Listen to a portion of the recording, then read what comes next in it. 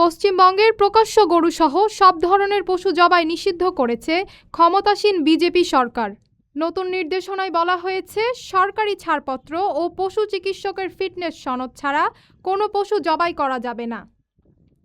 নিয়ম ভাঙলে সর্বোচ্চ 6 মাসের কারাদণ্ড, জরিমানা বা উভয় দণ্ডের মুখোমুখি হতে হবে।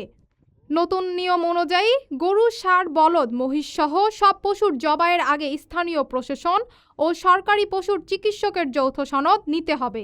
সনদে উল্লেখ থাকতে হবে যে পশুটি 14 বছরের বেশি বয়সী, কর্মক্ষম নয় অথবা আঘাত, বিকলাঙ্গ বা অনিরাময়যোগ্য রোগে আক্রান্ত। এছাড়াও অনুমোদিত পৌর কসাইখানা বা নির্ধারিত স্থান ছাড়াও কোথাও পশু জবাই করা যাবে না। খোলা বা জনসমাগম স্থলে পশু জবাই সম্পূর্ণ নিষিদ্ধ করা হয়েছে। নিয়ম বাস্তবায়নে প্রশাসনের কর্মকর্তারা যে কোনো স্থাপনা পরিদর্শন করতে পারবেন বলেও নির্দেশনায় উল্লেখ করা হয়েছে। নতুন এই সিদ্ধান্তকে ঘিরে পশ্চিমবঙ্গের রাজনৈতিক আলোচনা সমালোচনা শুরু হয়েছে।